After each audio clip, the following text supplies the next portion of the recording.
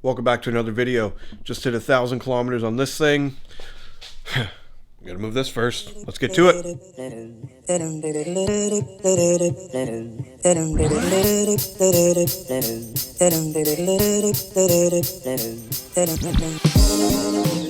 The stock foam-filled tires did very well in the snow, the ice, the rain, the sleet, the warm weather, mileage. I've never filled them, I've never changed them, I've never done anything.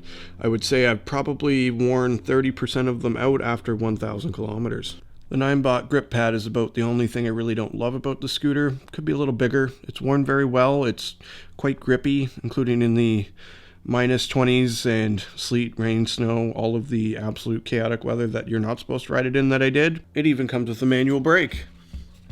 I think I've used it once or twice as more of a, oh my god, I think I'm about to get creamed into an intersection because I came in a little hot. But it's nice to have. This is the auxiliary battery. Added about 6 pounds to the total weight of the scooter, doubled the range, had a little bit of top end. That's bird poop. Kept it. It's nice to know that sometimes there is close calls that you miss. Once you get past the bird poop, you run into the paint and fit and finish. It's pretty good. I mean, even my stickers don't stick. These are the master controls. This is the only spot on the whole scooter that really shows that it's been used. There is a little bit of wear and a little bit of smoothing and some of the oils from my hands. This is paint from me carrying trim across town for work. Aside from that, it's been an absolute unit. Today we're talking about my Segway 9-bot kick scooter E22 with added used auxiliary battery off Amazon. The whole unit was purchased off Amazon. About $1,000 all in, Canadian. It's like $400 US. I've put 1,007 kilometers on it as of the filming of this video. I have owned it for 2 summers, a summer and a half, and it has been kind of game changing. So today I would talk a little bit about what I love, what I hate, what I would change, and maybe what I would like to get into next. Let's break down the numbers real quick. Cost of the scooter, $1,000. Maintenance, $0. I worked out earnings. This is money made off of videos that I made about the scooter on YouTube. This does not include shorts. So this could be plus another $5 or $10, but the main videos that I made have earned me $118. The savings of this scooter, based on best case scenario fuel economy for my Camaro, I worked out from $215 to $250. We've had a lot of price fluctuations in the last 2 years as far as gas prices, and my car, I think I base it on 13 liters per 100 kilometers, which would be pretty optimistic, especially for the type of driving that I would have done to do the same amount of mileage, to do the 1,000 kilometers. So it's probably more like 350, but I try to go conservative at 215 to 250. Miscellaneous. They hire college students to come out and give parking tickets. Parking tickets are $30 a piece, and they hand them right out in front of the gym. I think they wait for us to park, go into the gym. They know we're going to be there for a while, so they tons of parking tickets. So I figured I saved about $100 in parking tickets by throwing that thing in the front door of the building and not having to deal with all that fiasco. So I would save like conservatively between $330 and $470. So let's say I save $330. That's about 1/3 of the cost of the scooter. This has cost me about $350 a year to own so far. Obviously, the $350 a year will keep going down as I keep using it.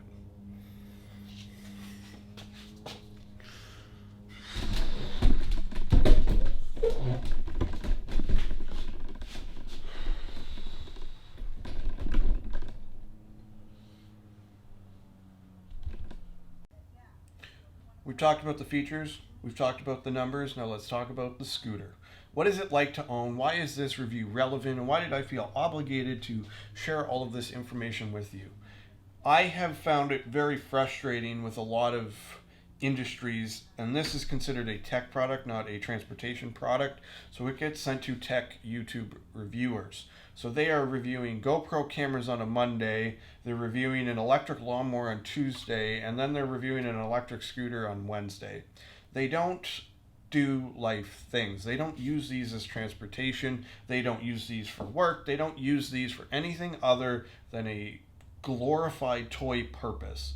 So when I've watched different reviews, and not that I haven't watched them to try and get an idea of what to anticipate with it, I have had no connection to the people that are making the videos. They are not blue collar, they do not they've never relied on one of these as their only mode of transportation. They've never driven it in a snowstorm. Most of them live south in the United States, so they don't even get snow. So they wouldn't be able to do it even if they wanted to. So me being in Canada, me being a blue collar, disabled, bodybuilding, go get 'em. No, nothing ever held me back. This scooter has been incredible. It has been absolutely maintenance free. I've never washed it, cleaned it. I've tightened up the bolts on the head a couple times. They do have Loctite from factory, but I've still had to tighten them up. That is the only thing I have done. My only actual complaint with this scooter is that my stickers didn't stick to the head tube. That's it. It has done everything I anticipated, times 10, with more efficiency, better ride comfort, and an ease of use that I have never experienced outside of the world of Apple products.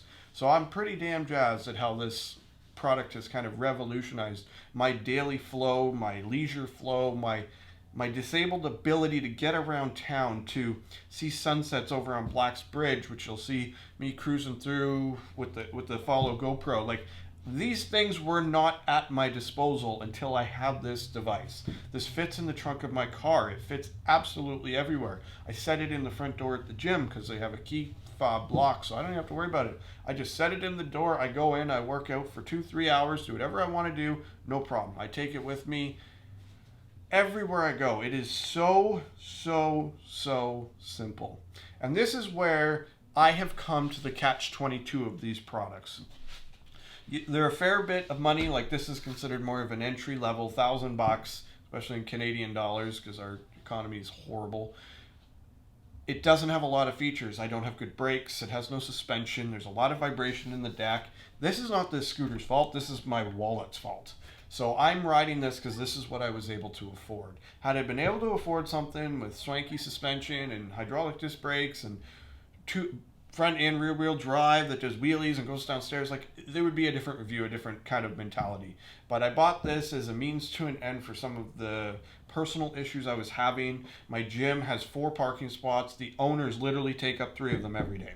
The trainers park, they drive 300 feet to the gym to work and park right in front of the building, and it drove me nuts. So rather than keep getting frustrated because I'm going down and I'm parking 200 feet away, basically past the trainer's house, to get to the gym I'm going to, I can take this. I'm about 800 feet from this gym, so I'm pretty close. Just far enough that my hips are too sore to walk, and it's all uphill the whole way home. So I've done it. It almost ruined me, so I decided walking was not for me. So I did get the scooter for that, getting groceries, zipping around, grabbing a pack of buns. I can almost get through town. I'm in a small town. Speed limits are 40-50 kilometers an hour. This only does 25. I can almost get through town as fast as a car can because I'm a little more negotiable on some of the traffic laws and stop signs and yields, and I can take walking past bridges and alternative routes that end me up closer to my final destination. So I have blown people away showing up to jobs, to quote, and we're talking jobs for $6, $7, $8, $9, $10,000. I show up on this. Backpack, notepad, tape measure. Why would I drive? I'm 1 kilometer. This thing will do 40 kilometers on a charge. So I just hop on my scooter and I take a couple minutes and I zip over. I drop my tools off at job sites and I will use this to commute back and forth every day. We have grown up and become a society of owed privilege, right? Oh, I have to have a car. It has to be nice. Have to have a heated steering wheel. I have to have navigation. I have to. I've gotten to the point in my life where I've been kicked in the face, metaphorically, so many times that I'm just kind of done. I've run out of given F's, and I just want to get around. I want to make a living. I want to enjoy the process of being alive, and this has allowed me to slow down and enjoy the process a little bit. I don't go to the grocery store and go, oh my God, groceries are so expensive. I roll into the grocery store. I carry a little bit of cash on me. So I'll roll in and I'll go, okay, I have $45. I go in, I throw it on my cart, I walk around the grocery store, I carry a duffel bag, I have a $45 budget and what fits in the duffel bag. I am not buying cake, pastries, candy, chocolate, beer. I'm not buying extras. I'm buying ground beef, hot dogs, buns, condiments because I only need one here and there. Like, I'm doing basic stuff. I can take my car and I could load up the whole trunk and bitch about spending $700 on groceries and walking out with 2 grocery bags worth of groceries.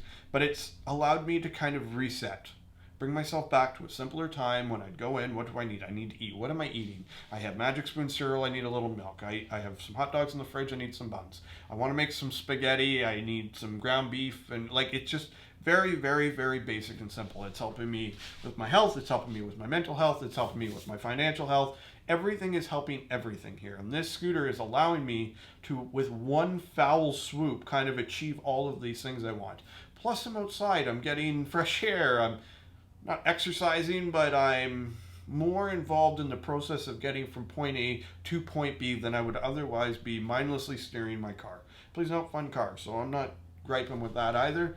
It's just different, right? My clients have commented, I just don't seem to have any quit left in me. I'll move 15,000 pounds of dirt. I'll work hours and hours and hours hauling dirt and shoveling dirt through narrow passages. And then I hop on this and I go home and they offer me rides. And I'm like, no, like, you don't understand. This is a part of my experience. This is a part of my rebuild. This is a part of my mental health rebuild. I get to take my time and cruise around. And if I want to cruise over to the bridge and stop for a few minutes and just enjoy the fact that I am still alive. I have survived what feels like catastrophe after catastrophe after catastrophe, and somehow I have not tossed in the towel. So it's been just an absolute breath of fresh air to get something like this to do stuff like this with, and then to take it and be a content creator and make some money and share it and get creative and tow and do everything I've done with it is just the icing on the top.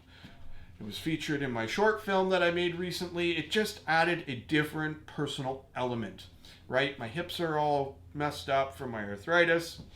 And being the youngest diagnosed case in Canadian history, I am setting records every day. Everything I've done, from my numbers at the gym to the years I've worked, nobody has been diagnosed with my severity at my age and then achieved. I was never supposed to see my 10th birthday. So I am here, I am doing, and I am enjoying. And this product has made all of that easier, more enjoyable, and gave me more to look forward to.